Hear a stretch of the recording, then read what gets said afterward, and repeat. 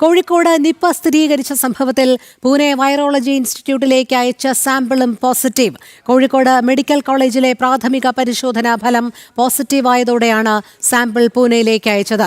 രോഗബാധിതനായ യുവാവ് ഗുരുതരാവസ്ഥയിൽ കോഴിക്കോട് മെഡിക്കൽ കോളേജിൽ ചികിത്സയിലാണ്. രമ്യ ദാസ് ചേരുന്നു. രമ്യ, ആശങ്കയ്ക്കിടയാക്കുന്ന സാഹചര്യം തന്നെയാണ്. എന്തെല്ലാം മുൻകരുതലുകളാണ് ആരോഗ്യവകുപ്പ് സ്വീകരിച്ചിരിക്കുന്നത്? രോഹിണി, തീർച്ചയായും ആശങ്കപ്പെടേണ്ട സാഹചര്യം തന്നെയാണ്. നിലവിൽ പൂനെ വൈറോളജി ലാബിലേക്ക് അയച്ച ശ്രവ പരിശോധനാ ഫലം കൂടി പോസിറ്റീവ് ആവുന്നതോടെ യുവാവിന് നിപ്പ രോഗം ഔദ്യോഗികമായി സ്ഥിരീകരിക്കുക കൂടിയാണ്. നിലവിൽ കോഴിക്കോട് മെഡിക്കൽ കോളേജ് ആശുപത്രിയിലെ തീവ്ര ഐസൊലേഷൻ വാർഡിൽ വെന്റിലേറ്ററിലാണ് യുവാവ് കഴിയുന്നത്. ആരോഗ്യനില അതീവ ഗുരുതരം തന്നെയാണ്. ഇന്നലെ ആയിരുന്നു ഇദ്ദേഹത്തെ ഈ കോഴിക്കോട് മെഡിക്കൽ കോളേജ് ആശുപത്രിയിലേക്ക് മാറ്റിയിട്ടുള്ളത്. നിലവിൽ ഈ യുവാവുമായി പ്രാഥമികമായി സമ്പർക്ക പട്ടികയിൽ വന്ന 5 പേരെ, അതായത് വീട്ടിലുള്ള കുടുംബാംഗങ്ങളെയാണ് 5 പേരെ ക്വാറന്റൈനിൽ പ്രവേശിക്കാൻ ആരോഗ്യവകുപ്പ് നിർദ്ദേശം നൽകിയിട്ടുണ്ട്. കൂടാതെ തന്നെ ഈ യുവാവിന്റെ വീടിന്റെ പ്രദേശത്തുമായി ബന്ധപ്പെട്ടുള്ള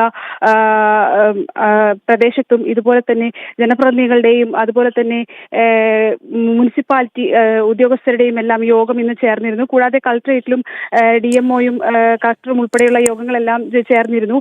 ഇനി നിലവിൽ അടുത്ത ഘട്ടത്തിലേക്ക് കടക്കുമ്പോൾ ക്വാറന്റൈൻ ഈ ക്വാറന്റൈനിലേക്ക് പ്രവേശിച്ചിട്ടുണ്ട് പ്രാഥമികമായി ഈ യുവാവുമായി ബന്ധപ്പെട്ട് വന്നിട്ടുള്ളവർ. ഇനി ഈ കണ്ടെയ്ൻമെന്റ് സോണുകളിലേക്ക് കൂടി കടക്കും. കാരണം ഈ യുവാവിന്റെ പ്രദേശവുമായി ബന്ധപ്പെട്ടുള്ള ആ മേഖല, അതായത് രാമനാട്ടുകര 5-ാം വാർഡ് മേഖലയിലാണ് യുവാവിന്റെ സ്വദേശമുള്ളത്. അപ്പോൾ നിലവിൽ ആ പ്രദേശത്തെ കണ്ടെയ്ൻമെന്റ് സോണുകളായി തിരിക്കുന്ന നടപടിയിലേക്ക് കൂടി ആരോഗ്യവകുപ്പ് കടക്കും. കൂടാതെ തന്നെ യുവാവിന്റെ റൂട്ട് മാപ്പ് പുറത്തുവിടേണ്ടതുണ്ട്. ഇതുമായി ബന്ധപ്പെട്ട യോഗങ്ങളും കൂടിച്ചേരലുകളും എല്ലാം നടക്കുന്നുണ്ട്. യുവാവിന്റെ റൂട്ട് മാപ്പ് കൂടി പുറത്തുവിടും. കാരണം നിലവിൽ യുവാവിന് രോഗം സ്ഥിരീകരിക്കുന്നത് ഇദ്ദേഹത്തുമായി ബന്ധപ്പെട്ട ഒരു ഗോഡൌൺ ശുചീകരിച്ചപ്പോൾ ശുചീകരണം നടത്തിയപ്പോഴാണ് ഇദ്ദേഹത്തിന് രോഗം വന്നതെന്നുള്ളതാണ് ആരോഗ്യവകുപ്പ് പ്രാഥമികമായി ഇപ്പോൾ നിലവിൽ കണ്ടെത്തിയിട്ടുള്ളത്. അതിനാൽ തന്നെ ഈ സമ്പർക്കത്തിൽ വന്നവരെ കണ്ടെത്തേണ്ടതുണ്ട്. കൂടാതെ ഇദ്ദേഹം ആദ്യം പ്രാഥമിക ഘട്ടത്തിൽ മാങ്കാവിലെയും അതുപോലെ തന്നെ ഫറൂഖുകളിലെയും ക്ലിനിക്കുകൾ പരിശോധനയ്ക്കായി ചികിത്സ തേടി എത്തിയിട്ടുണ്ട്.